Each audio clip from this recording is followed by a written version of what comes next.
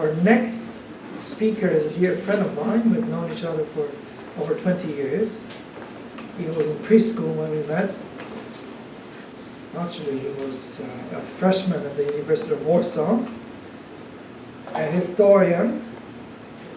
I remember one of his communist professors said to me, gee, this guy knows more about the 1930s and politics in Poland at the time than I do, and I wrote a dissertation about it.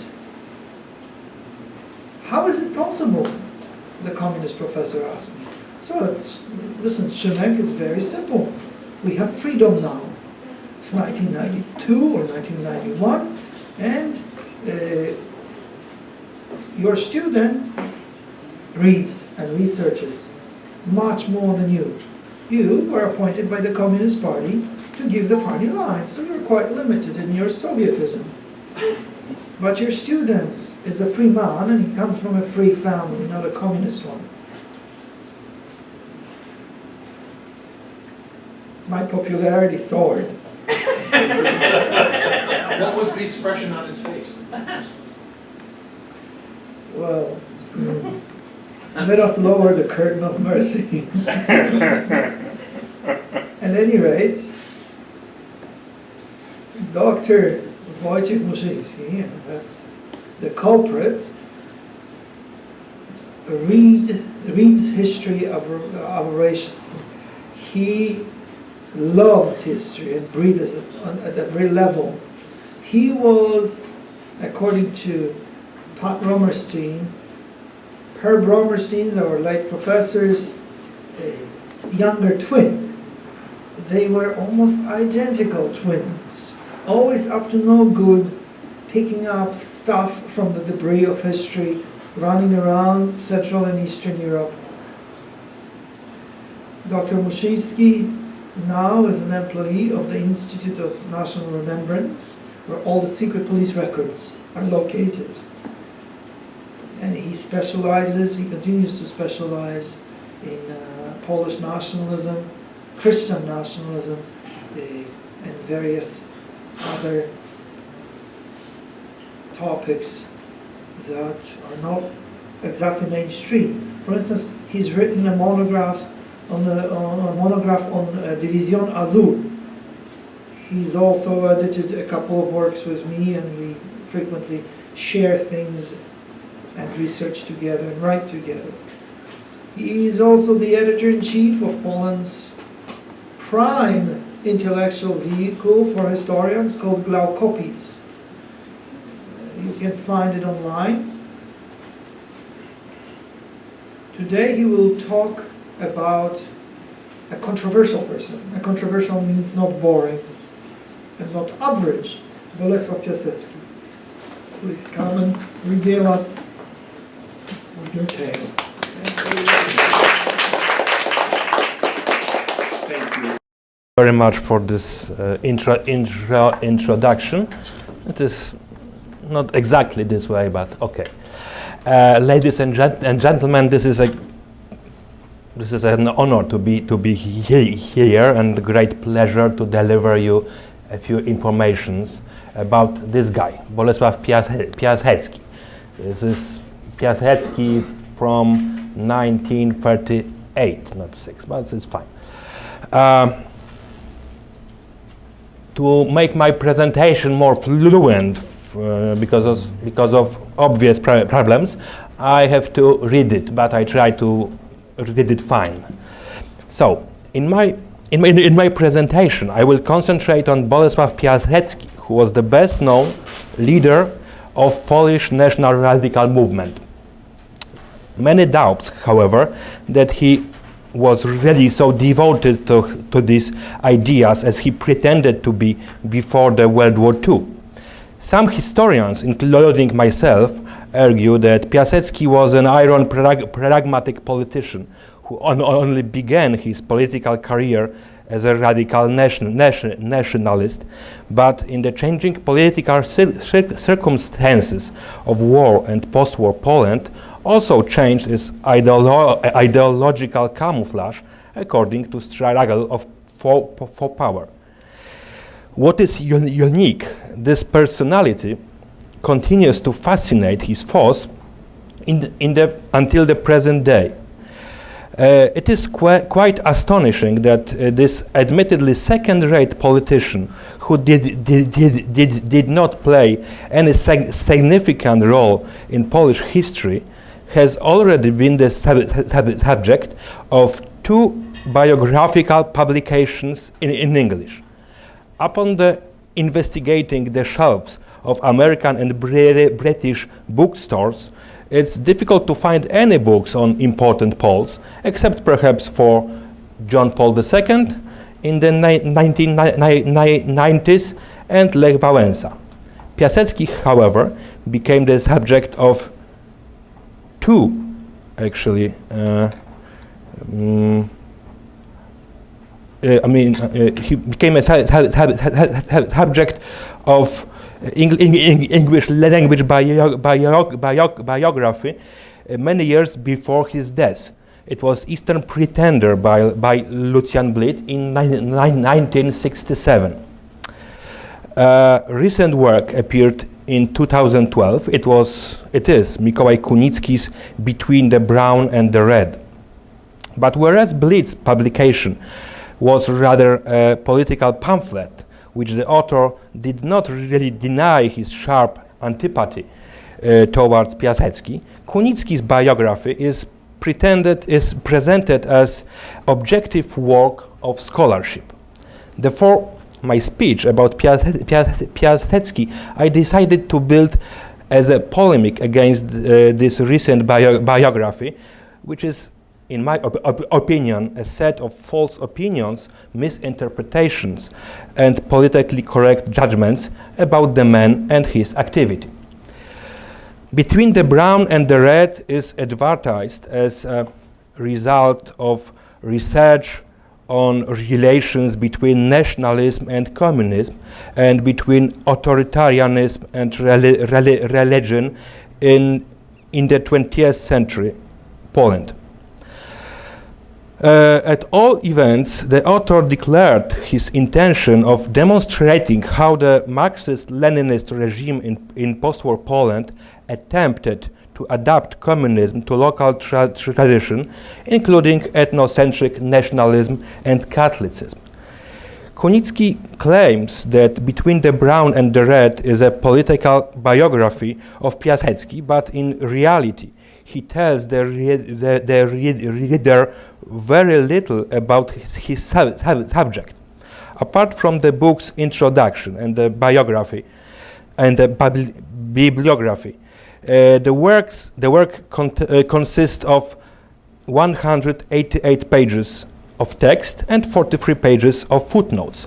For an attempt to describe Piasecki's almost 50-year political career, it is paltry number of pages. This is not a product of author's brilliant gift of synthesis, but an unfortunate reflection of the insufficiency of his research. In general, the work fails to offer any findings, while in the biographical realm, Kunicki summarizes, more or less emptily, what other historians wrote over 25 years ago. There have been plenty of Polish language publications on Bolesław Piasecki and Falanga, the Confederate of the Nation, or PAX. A great deal is known about this subject matter. There is no evidence that the author is familiar with most of these works. In general, the publication appears to be a political denunciation dressed up somewhat in the form of political work of Piasecki, and simultaneously a fascist and a communist. This is phraseology, not historiography. Furthermore, the author abuses the fascist adjective without defining it precisely or explaining its Polish context. Kunicki uses this invective to describe not only Piasecki and his actions and followers, but also the entire interwar Polish Second Republic, which is a blatant distortion. Assertions such as his reference to proto-fascist Poland were probably employed by the author to ingratiate himself with the powerful and influential neo-Stalinist milieu among the Western historians. It is mainly their works that Kunicki lists in his bibliography. Sometimes the author also uses the terms fascism and nationalism interchangeably, which is also a misinterpretation. Even more striking is his manipulation of famous declaration by Józef Piłsudski, who, according to Kunicki, stated that he got off the tramway called socialism at the stop called nationalism. In reality, however, interwar Poland's leader said that he exited the socialism tram at the stop called independence, a fact known well even by high school students in Poland. I'd like to believe that this was merely a poor choice of words on the author's part rather than identification of Poland's independence with nationalism. Curiously, no one of the reviewers noticed this. Apart from this, and the question of whether it is adequate or appropriate to label Piasecki a fascist, is the author's claim that PAC's leaders' initially fascist and later pro-communist affiliations were a product of his Catholic worldview. Kunicki, borrowing from the school of historical revisionism, claims that the birth of organic nationalism often had its roots in religious revival and enthusiasm. Thus, anything can be tarred with the brush of nationalism, including the liberal clubs of Catholic intelligentsia in Poland. Kunicki fails to recognize that in Western world, the vast majority of people remain influenced in some way by Christianity. He prefers to deny, seeing it instead a source of nationalist aberrations. Kunicki also ties Catholicism to antisemitism, which he ascribes to Piasecki. Indeed, Kunicki frames antisemitism as the overarching factor conditioning the PAC's leaders' political, ideological activities. Since this is hard to prove, especially during the communist period, the author diligently searched for any evidence of Piasecki's negative attitudes toward Jews. Some of these seem quite far-fetched, such as Piasecki's reference to some Communist Party members as Jewish comrades. Kunicki also attempted to psychoanalyze Piasecki's thinking, asking rhetorically, did Piasecki believe that a Jew could become a Pole? In all, probably no. What is the basis of such an allegation? If Kunicki is right, why did Piasecki's Publishing Institute publish several editions of books by Roman Brandstetter, a Polish writer of Jewish descent, a poet, dramatist, and a translator and an authority on the Bible? Piasecki had no problems with patriotic Poles of Jewish ancestry or people the left accused of such a descent. For example, the main ideologue of Falanga, Wojciech. According to Kunicki, however, Piasecki doubted the possibility of Jewish assimilation even within the ranks of communist movement. In which case, the author has a point, since a Pole could only become depolonized through communism, while a Jew could de-assimilate or de-Judaize himself.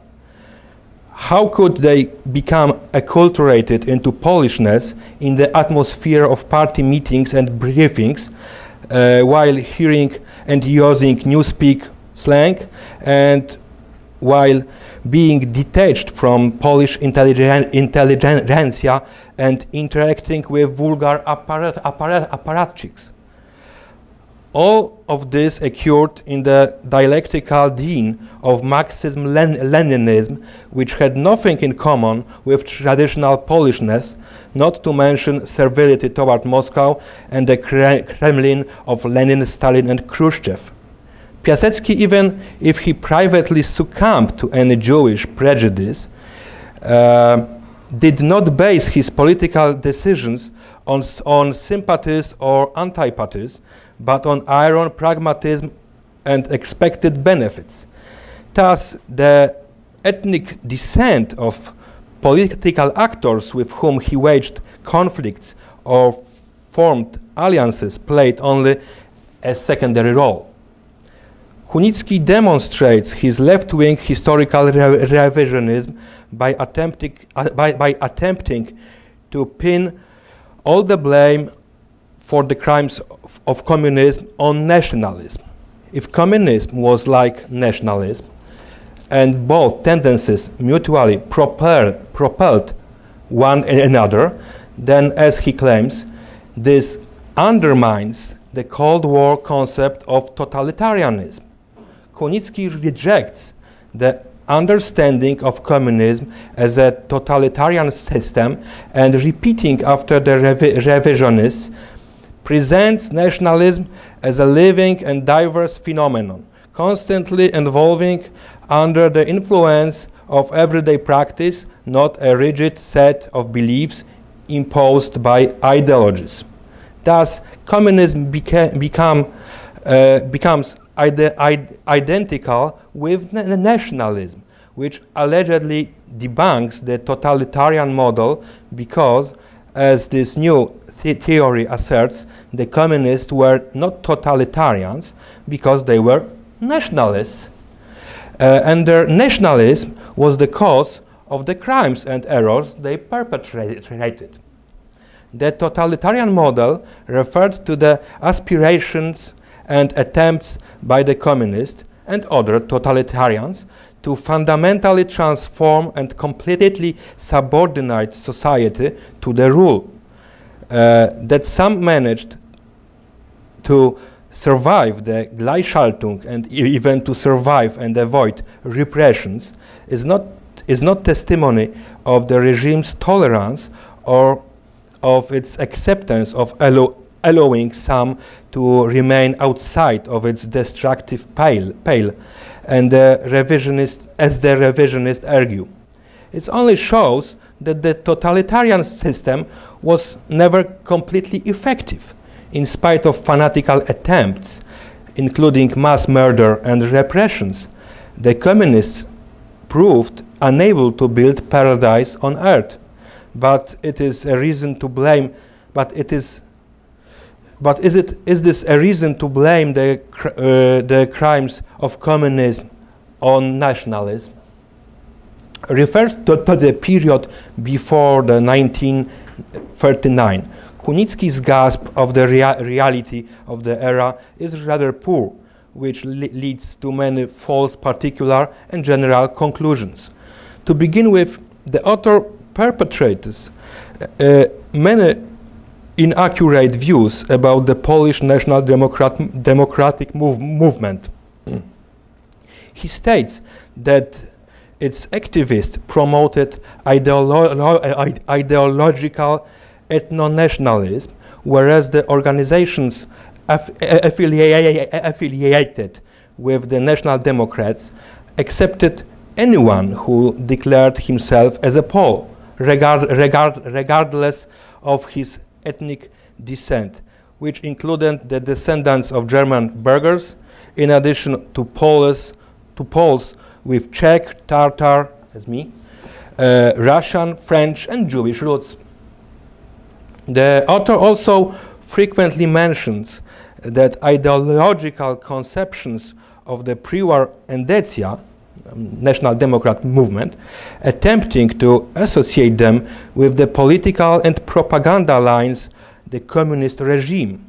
Both of his claims, one about the ethnically homogeneous People's Republic as an alleged fulfillment of national democratic program, the other about the communist exploitation of Piast traditions, which also supposedly had an Endek pedigree, is a complete misinterpretation. Neither Roman Dmowski nor the young national radicals as Piasecki in 1930s, who promoted program of nationalist Poland, never postulated the total national polonization of the entire population. The fact that such a homogenization took place is a result of Second World War.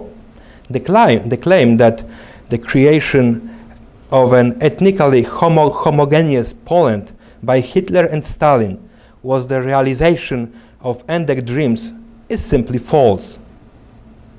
The nationalists expressed no gratitude for this to either the Nazis or the Soviets.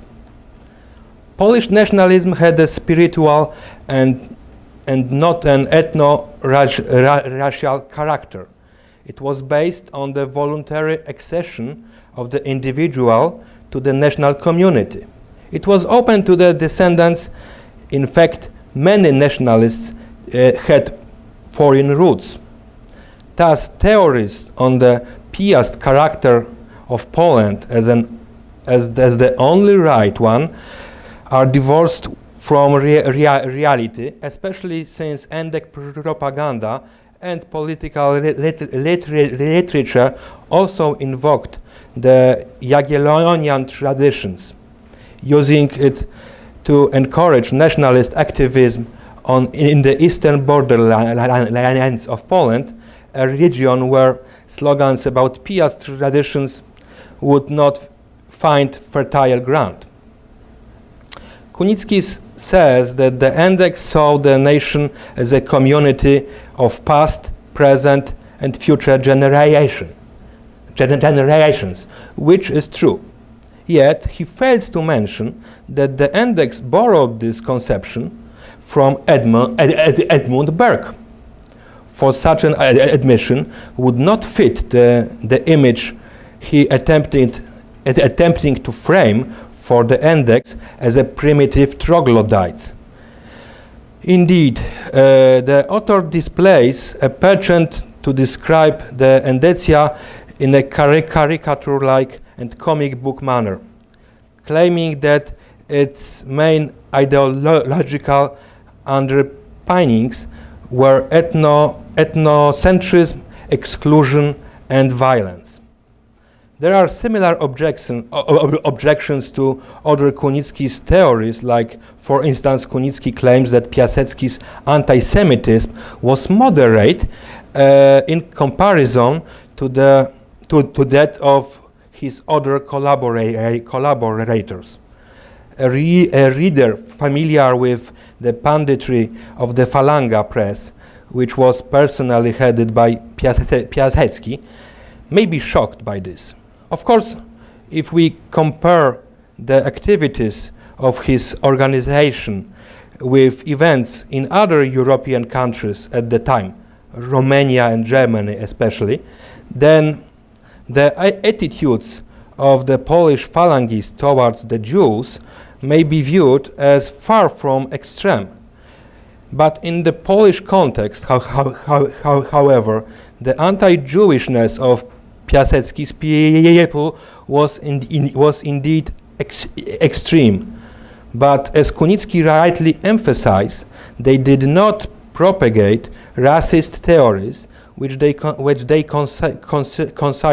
considered incompatible with Catholic teaching and scientifically doubtful. How much time do you have? A lot. Okay. Until God says, then we have to pray. The selection of the book devoted to the Second World War is equally deficient, both in terms of length and content. Kunicki summarized the turns of Piasecki's life during this crucial time on the basis of only a few publications, without bothering to delve into the details or to contribute new facts or insights. In his publication, he also forgot to mention a few key facts. He omits to mention that the Poland's Western allies failed to honor their treaty obligations toward her and abandoning the country to the invaders in September 1939. When writing about the Soviets' decision to sever diplomatic relations with the Polish government in exile, he neglects to point out that the background of this break was the discovery of the Soviet massacre of Polish officers and members of the Polish elite in Katyn. In fact, the word Katyn, a rather important factor for the wartime Poland, does not appear in this book even once. He also refers to the Soviet entry into Poland in 1944 as a liberation, although, to be fair, he does mention the repressions that the liberators inflicted upon the liberated. In light of this, his calling Major Zygmunt Łupaszko a colonel is a minor issue. Sometimes sometimes intuition pushes the author in the right direction, but the postmodernist aversion to research prevents him from following up on his hunches. When writing of Piasecki's arrest by the NKVD in 1944, he points to Ryszard Romanowski as a denunciator, which is correct. But in spite of his query in the Institute of National Remembrance, he failed to read the content of Romanowski's IPN file, which would have helped him to clear up quite a few issues. This seems to be a serious omission. One of the few merits of the book seems to be the author's analysis of the motives propelling Piasecki's collaboration after 1945. Piasecki called for the recognition of the puppet rump state controlled by the Soviets and deprived by them of 40% of its territory as de facto Polish state. Oh, thank you. This is Piasecki at the time. The path to remaining independence would first require the reconstruction of Polish economy and the erosion of the communist system. Piasecki allegedly foresaw that the Soviet Union would lose its political, ideological and economic dynamism, predicting that its collapse would occur in approximately 50 years. It was in 1946, it's true. It was unbelievable. He believed that in these conditions imposed of Poland after 1945, The priority was to focus on conserving, strengthening the cohesion, spirit and discipline of the nation. When confronted by the NKVD, Piasecki was deprived of any room of maneuver, which means that his agreement to collaborate would only be a precognition for any talks, a mere formality in fact. What is puzzling in that Kunicki seems not to take any interest in the problem of Piasecki's collaboration with the communist secret police in Poland. As we now know, Piasecki took part in at least one secret police operations and instructed his most trusted associates to participate in them, all under codename Tartar. It is difficult to state that in this basis that he was a secret police agent because no registration documents has been found, for example, but the ties are undeniable. Instead of delving further into this problem, Kunicki prefers to impress the reader by repeating gossip about Piasecki's alleged romance with bloody Julia Brystyk-Jerowa, the colonel of the secret police, for which this is no evidence. According to Kunicki, Piasecki collaboration with the Soviets and the communists was based on ideological motives. Kunicki seems not to understand the twists and turns of Piasecki's political path, viewing his entire active politician career since 1933 until 1979 as a life of a man blinded only by nationalist fascist ideology. According to Kunicki, he remained ideologically a Falangist, literally a fascist, even when he opted to collaborate with the commies. Perhaps this is how Piasecki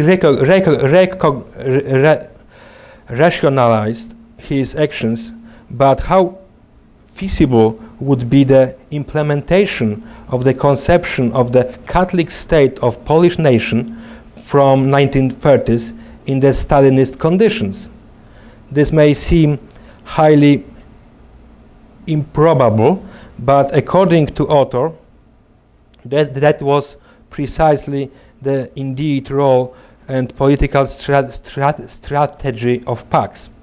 According to one of Kunicki's arguments, the conception of PAX and Piasecki's post-war activism was socialist in form and nationalism in content, because he always viewed Catholicism as a focal point of Polish national identity.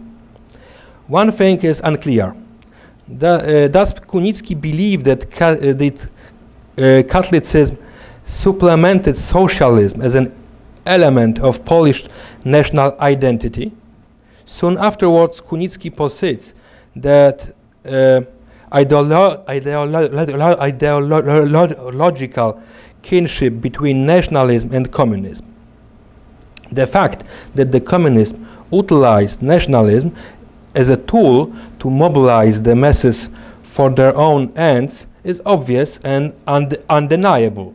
But before capturing full power, they also utilized liberalism to undermine the foundations of traditional society. The kinship between liberalism and communism is closer than that between nationalism and communism. This escaped Kunicki's penchant for comparativism, however. All such abstract historical theorizing notwithstanding, Kunicki's claim about the right nationalist character of PAX is contradicted by facts and by the testimonies of those close to Piasecki. For the leader of PAX, ideology was only an instrument of political activism.